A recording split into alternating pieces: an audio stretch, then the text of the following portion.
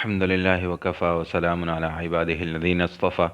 أما بعد فأعوذ بالله من الشيطان الرجيم. بسم الله الرحمن الرحيم. قال الله تبارك وتعالى في كتابه المجيد: وما خلقت الجن والإنس إلا ليعبدون. وقال تعالى في مقام آخر: أفحسبتم أنما خلقناكم عبثا وأنكم إلينا لا ترجعون. فتعالى الله الملك الحق لا إله إلا هو رب العرش الكريم. صدق الله العظيم. زما عزتمندو، ما ستاسو پړوان د قرآن کریم آیاتونه ولوستل. الله رب العزت قرآن کریم کې ما او تاسو ته زما او ستاسو د زندګۍ مقصد بیانوي. ما انسان د څه دپاره پیدا کړی دی. الله رب العزت ما او تاسو ته زما او ستاسو د زندګۍ مقصد ښودلی دی، خو لیکن ما او تاسو ته ځان ناغرضه کړی دی. الله رب العزت فرمای: وما خلقت الجن والانس الا ليعبدون. ما انسانان او جنات نه دي پیدا کړی مگر صرف د خپل عبادت لپاره مې پیدا کړی دي. او زما او ستاسو د زندګۍ مقصد څه شو؟ الله رب العزت عبادت. خو لیکن دلته زه اکثر دا خبره واضحه کوم، چې کوم ځای کې دا خبره کوم چې وما خلقت الجن والانس الا ليعبدون، نو عبادت زما او ستاسو زما عزتمندو په ذهن کې صرف سجده کول، لمونځ کول، دغه بس زما او ستاسو په ذهن کې عبادت دی. نه، هر هغه کار چې الله رب العزت ما ته ویلي دا وکړه او زه یې کوم، هغه عبادت دی. هر هغه کار چې الله رب العزت ما ته ویلي چې دا به نه کې او زه ترې ځان بچ کوم، دا عبادت دی. دا د الله رب العزت منن دی. اوس که هغه مونځ دی، که هغه روژه ده، که هغه زکات دی، که هغه دا بدو خبرو نه ځان منې کول دي، او که په ښو خبرو او ښه کارونو ته خپل ځان تر مایله کول دي، دا ټول چې کوم دی د الله رب العزت منن دی او عبادت دی. خو لیکن زما او ستاسو چونکې زندگی د دې نه هټ کار تېرېږي، او فرشتو هم دغه په ابتدا کې چې کله الله رب العزت اعلان وکړي فرشتو ته: وإذ قال ربك للملائکة إني جاعل في الأرض خلیفه، زه په ځمکه باندې خپل خلیفه پیدا کوم، خپل نائب پیدا کوم. نو فرشتو څه وی؟ قالوا اتجعل فيها من يفسد فيها ويسفك الدماء. آیا ته په دې ځمکه باندې داسې مخلوق پیدا کړې چې هغه به په دې ځمکه کې فساد کوي او د یو بل وینې به تویي؟ په ابتدا کې الله رب العزت ته فرشتو دغه ګیله کړې وه او دغه اعتراض یې کړی چې یاره دا انسانان خو به بیا په دې ځمکه باندې فساد پیلا وهي او یو د یو بل وینې به تویي. نو الله رب العزت هلته اعلان کوي بیا: افحسبتم انما خلقناکم عبثا. الله رب العزت ما او تاسو ته وایي ګوره په ابتدا کې څه وایي چې ما دا انسانان او جنات د خپل عبادت لپاره پیدا کړي. بل ځای کې وایي آیا د دې انسان دا ګمان دی، آیا ستاسو دا ګمان دی چې خلقناکم عبثا، مونږ تاسو هسې عبث پیدا کړي، ستاسو اړو څه کار نشته، ستاسو اړو څه ډیوټي نشته؟ نه زما عزتمندو، زما ډیوټي ما ته الله رب العزت ښودلې ده چې ستا ډیوټي زما عبادت کول نه.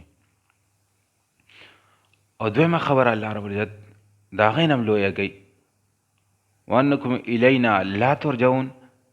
آیا ستاسو دا ګمان دی چې تاسو به الله رب العزت ته نه واپس کیږئ؟ بس همیشتن لکه یو سوچ دی نن سبا څنګه اوس هر سړی په دنیا کې داسې ورغرق دی که نه چې بس بالکل مرګ زما او ستاسو تصور کې هم نشته چې یاره ماله به زه مرګ منم، ما او تاسو ټول یې منو، خو لیکن د بل سړي دپاره بس نن پلان کې یې مړو، کال مخکې هغه پلان کې یې مړو او دا پلان کې یې وفات شو، خو لیکن چېرته ما دا تصور نه دی کړی یاره دا پلان کې یې مړ دی او پلان کې یې مړو، زما کله نمبر دی. زه مرګ منم، زه دا منم چې د ده دا پلان کې چې کوم دی الله رب العزت ته واپس کیږي او د سره به د د زندګۍ حساب کتاب کیږي، خو لیکن چېرته د خپل ځان دپاره دا سوچ ما نه دی کړی. نو الله رب العزت وایي: وانکم الینا لا ترجعون. آیا ستاسو دا ګمان دی چې ستاسو عبث پیدا شوي او تاسو به الله رب العزت ته نه واپس کیږئ؟ نه، که دا ستاسو دا ګمان دا غلط دی، دا بالکل غلط دی. بل ځای کې الله رب العزت فرمایي: فلا صدق ولا صلى ولكن كذب وتولى ثم ذهب إلى أهله يتمطى اولا لك فاولا ثم اولا لك فاولا. ایحسب الانسان ان یترک سدى. ایحسب الانسان، آیا دا انسان ګمان کوي ان یترک سدى چې د پرې خو دی شي بیکاره، د سره به د زندګۍ حساب کتاب نه کیږي او اسې به داسې پرېښودی شي، د زندګي اسې عبس لاړه نه. سما عزتمندو، ما او تاسو سره به زما او ستاسو د زندګۍ د ذرې ذرې حساب کتاب کیږي. بل ځای کې الله رب العزت فرمایي فمن یعمل مثقال ذرة خیرا یره ومن یعمل مثقال ذرة شرا یره. کم سړی د قیامت پر الله رب العزت ته ودرېږي، نو چا چې د ذرې برابرم نیکی کړي هغه به هغه نیکي په هغه رز باندې وویني، او چا چې د ذرې برابرم برایي کړي بدکاري کړي په دغه رز باندې به هغه وویني چې یاره دا. بل ځای کې الله رب العزت فرمایي چې دا انسان به حیران شي چې کله ده ته عملنامه ورکړی شي که نه، دی به حیران شي چې یاره او دا دومره وړې وړې خبرې م لیکلې شوي دي. زما عزتمندو، زما او ستاسو لحظه لحظه، زما او ستاسو سیکنډ سیکنډ چې کوم دی دا لیکلي کېږي او د دې به بیا ما او تاسو سره حساب کتاب کېږي. داسې نه ده چې بس زما زندګي ده او بس چې ما څنګه تېره کړه منچاهه زندګي، نه. کوم سړي چې منچاهه زندګي تېره کړه بس هغه چې کوم دی هغه د همیشه دپاره ناکامه شو. څنګه چې حدیث مبارک کې راځي که نه چې الدنیا سجن المؤمن و جنت الکافر. که په حقیقت کې یو انسان دغه یو مؤمن د دنیا د خپل ځان دپاره قیدخانه وګڼله، قیدخانه مطلب دا چې دا څنګه قیدي د جیلر د لاندې کار کوي، هغه ورته وایي چې په پلانکي ټایم به پاسې، په هغه ټایم پاسې، دا پلانکي کار به کوي، هغه کار کوي، د دې نه به ځان ساتي، د هغې نه ځان ساتي. چې څنګه ورته جیلر وایي او د جیل چې کوم مشر کسي هغه ورته وایي چې دغه به کوې او دا به نه کوې، داسې کپړې به اغوندې او داسې به نه اغوندې، هم د هغه په منشا باندې کار کوي. نو هغه جیلر د هغه نه راضي وي، هغه ته بیا ډېر تکلیف نه ورکوي.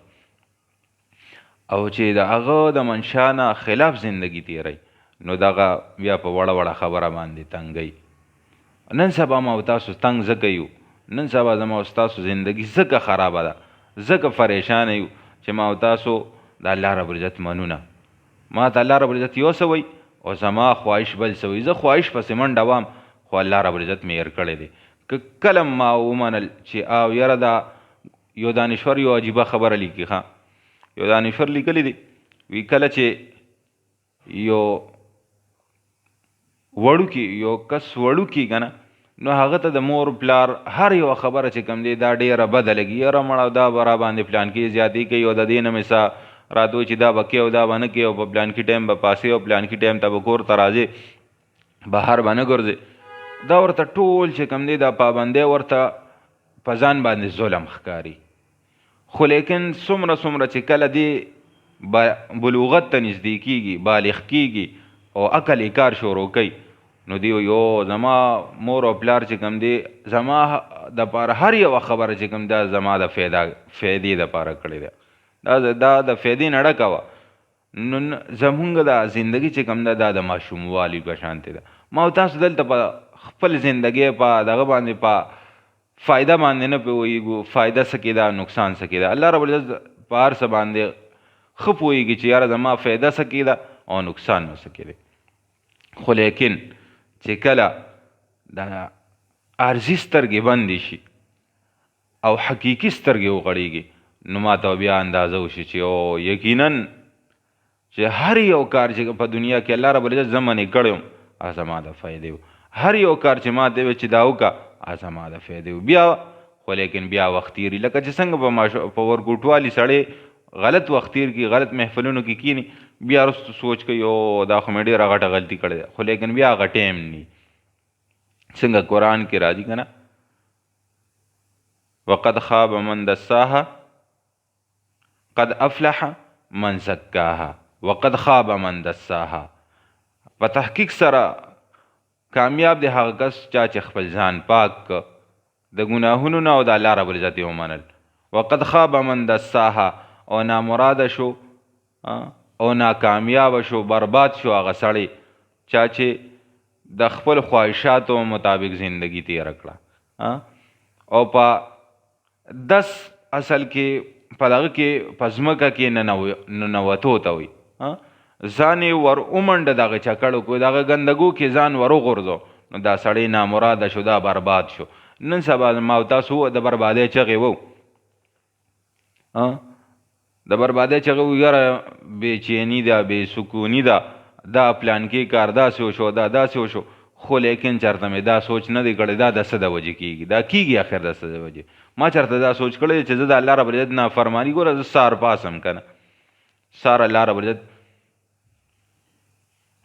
حدیث مبارک کې راځي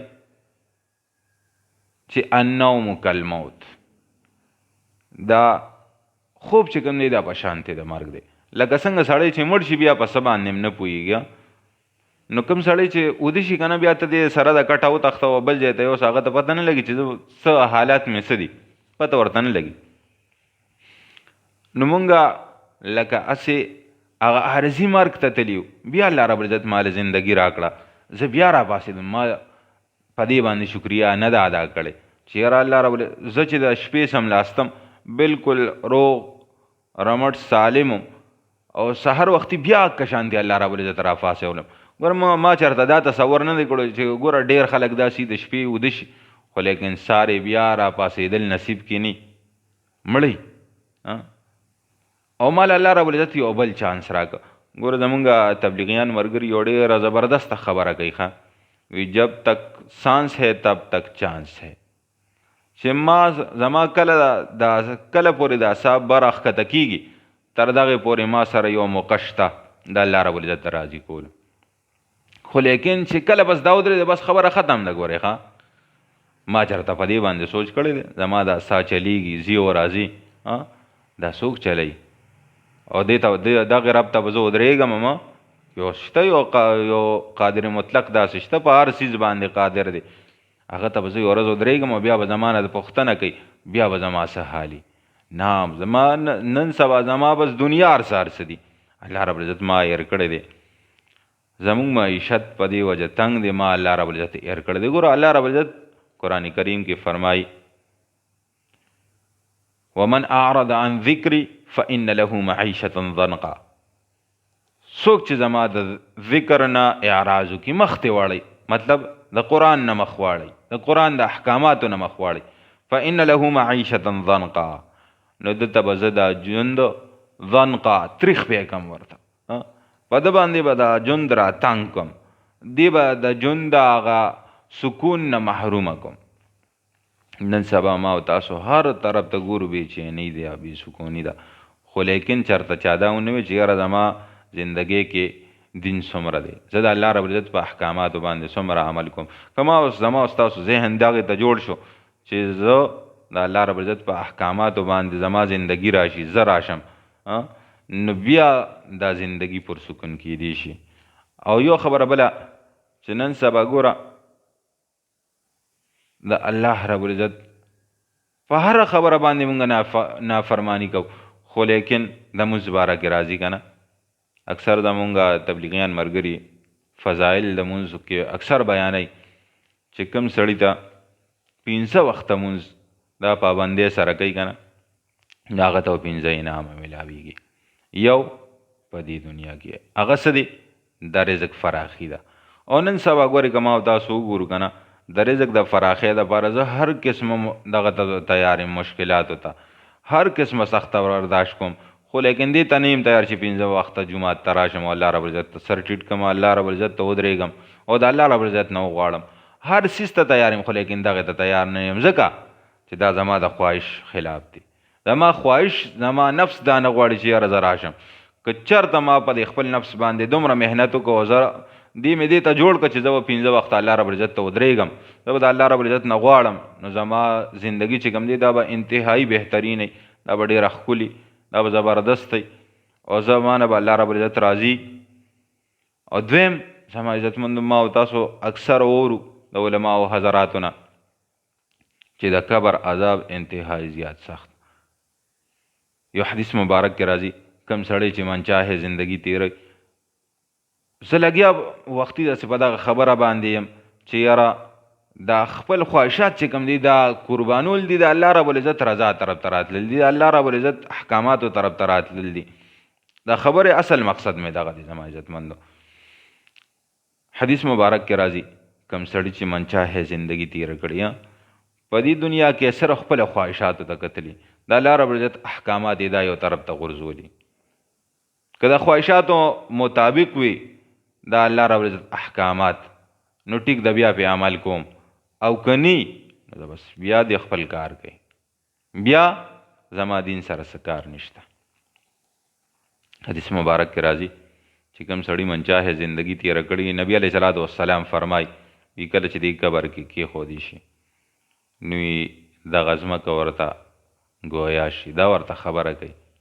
چې په ما باندې څومره خلک ګرځېدل په هغې کې د ټولو نه مبغوض ترین ته ماته وي زما د ټولو نه بدي تش وې او ته نن زما غېږې له راغلی نن به زما هم دغه وګورې زما سلوک به وګورې زه تا سره څنګه سلوک کوم نو زما عزتمندو نبی علیه صلات وسلام فرمایي دا لاسو دا ګوتې دواړه داسې بل لاس کې ورکړئ او نبی علیه صلات وسلام فرمایي چې دا ځمکه پې دومره راتنګه شي چې دا پختې په یو بل کې داسې ورشي دومره سخت دا ابتداء بیا لړمانان ماران نور د جهنم عذابونه د غزان لا ابتداء پې دا ځمکه دومره راتنګه شي دا ړومبني عذاب خو لیکن د دې برعکس کم سړی د الله رب العزت احکاماتو ته ګوري د الله رب العزت رضا او ناراستیا ته ګوري نو دې چې کله وی چې دې وفات شي او په قبر کې کېښودی شي نبی علیه صلات وسلام فرمایي چې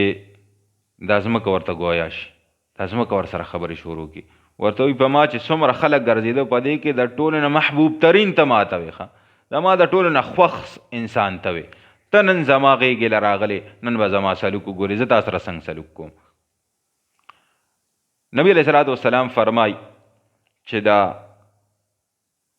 ځمکه دا قبر ورته دومره کلو شي تا حد نگاه څومره چې د ده نظر لګي دلته یو خبره ذهن ته راله یو ساینسدانان وایي که نه وایي دا مونږ چې بره وګورو او دا شنه یو پټه را د ښکاري ودي نو دا زمونږ د نظر حد دی دا زمونږ د نظر حد دی دا اسمان نه دی ښه دا د نظر حد دی نو زما عزتمندو وګورو چې دا دومره یو سړي ته د قبر کولو شي که نه او دومره په خوشحالي بیا د جنت هغه خوشحالۍ او هغه انعامات ځان له نو د هغې به څومره یو بهترین زه وایم ګوره نبي علیه صلات وسلام فرمایي که نه چې جنت یو داسې ځای دی چې یو سړی ډېر بهترین تصور وکړي که نه هغه تصور کې نشي راوستی یو سړی ډېر بهترین کلام اوري که نه د هغې دغه تعریف نشي کېدی بس په لنډو الفاظو کې چې په کم څیز باندې د الله رب العزت د انعاماتو حد تمام دی هغې ته وایي جنت او چې په کم څیز باندې د الله رب العزت د غضب او د غصې حد تمام دی هغې ته وایي جهنم زما عزتمندو که ما او تاسو دغه کامیابی حاصلول غواړو نو دغه سوچ به جوړول غواړي ښه دغه سوچ به ختمول غواړي چې فاحسبتم انما خلقناکم عبثا د عبث سوچ به دا به ختمول غواړي چې زما دا زندگی چې کوم دی دا بس زما خوښه ده چې زما زندگی او زه چې څنګه تېروم نه دا زندگی نه زما ده او نه زما وه او نه به زما شي دا د الله وه د الله ده او د الله به یي راکړی م الله ده اخلي به م رانه الله چې کله زما ټایم پوره شي الله رب العزت به یې رانه اخلي زما عزتمندو دغه سوچ بدلول دي الله رب العزت سره روغه کول دي زما دغه دویم دریم بیان دی چې لومړني ما ابتداء دغه خبرې کړې وې چې یاره توبه په دې باندې الله رب العزت خوشحالېږي یقینا مونږ دغه یو کمزور یو که زمونږ نه څه کمی کوتاهي کېږي نو په هغې باندې الله رب العزت ته رجوع کول الله رب العزت نه معافي غوښتل او الله رب العزت ته ځان نږدې کول دغه زما ستاسو د زندګۍ اصل مقصد دی د الله رب العزت رضا حاصلول که هغه په هره طریقه باندې وي که په عباداتو باندې وي که په معاملاتو باندې وي خو لیکن دلته یو خبره بله عرض کوم زما عزتمندو زمونږ خو عباداتو ته ډېر زیات دغه ورکو که نه یو اهمیت ورکول پکارم دي، خو لیکن دا عباداتو سره سره چې کوم دی معاملات دا هم ډېر ضروري چیز دی. ځکه چې یو حدیث مبارک کې راځي نبی علیہ الصلوۃ والسلام فرمای چې الله رب العزت شهید ته هر چیز معاف کوي، هر ګناه ورته معاف کوي الا الدین، مگر دین چې کوم دی عام معنی چې کوم دی قرض ده، خو لیکن زه به دا ووایم چې حقوق العباد حقوق العباد په پاتې دي که نه، دا ورته الله رب العزت نه معاف کوي. هر ګناه ورته معاف کوي، خو لیکن حقوق العباد ورته نه معاف کوي. زما عزتمندو چې یو سړی دا الله رب العزت د دین دپاره خپله زندگی قربان کوي او الله رب العزت هغه ته دین نه معاف کوي، پردې حق ورته نه بخي، نو ما او تاسو ته به یې څنګه وبخي؟ دغه سوچ بدلول دی چې دا عباداتو سره سره معاملات دا هم برابر کو. یو بزرګو هغه چې کله وفات شو د هغه دوست خوب کې ولیده، هغه ورته چې الله رب العزت در سره څه معامله وکړه. هغه ورته وایي دا واقعه دې دپاره بیانوم چې مونږ خپل دغه چې کوم دی معاملات صحیح کو. په معاملاتو باندې الله رب العزت ډېر څه ورکوي، ډېر څه ورکوي. هغه ورته وایي چې یاره کله الله رب العزت ته مخامخ شم انتهایی زیات روب او ډېر انتهایی دغه ما چې الله رب العزت به ما سره څه کوي، ډېر زیات پریشان وم. الله رب العزت راته وایي چې ای زما بنده څه دې روړي دي؟ وی ما عرض وکړه چې یا الله دوه قسمه اعمال مې روړي دي، یو 1 نمبر دی، یو 2 نمبر دی. 1 نمبر څه دی او 2 نمبر څه دی؟ وی ما عرض وکړه چې یا الله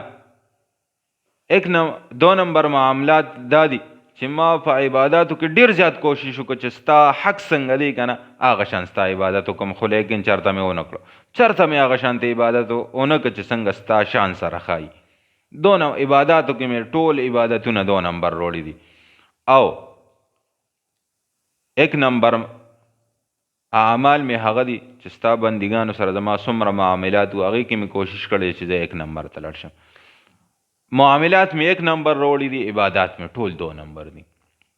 وی اللہ رب العزت راتا او فرمایل چې ای زما بنده دغه 1 نمبر په وجه چې کوم دی دغه 2 نمبر اعمال مې دله 1 نمبر ته یوړل، هغه مې دله په 1 نمبر باندې کړه او زه لاړ شه جنت ته. زما عزتمندو په معاملاتو باندې الله رب العزت ډېر څه ورکوي چې عباداتو سره سره چې کوم دی د معاملاتو خیال وکړو او الله رب العزت په دغه خبرو عمل کول ما او تاسو ته آسان کی او دغه سوچ دی الله رب العزت ما او تاسو بدل کی چې ما او تاسو من چاہے زندگی پریدو، رب چاہے زندگی طرف تراشو. واخر دعوانا الحمدللہ رب العالمین.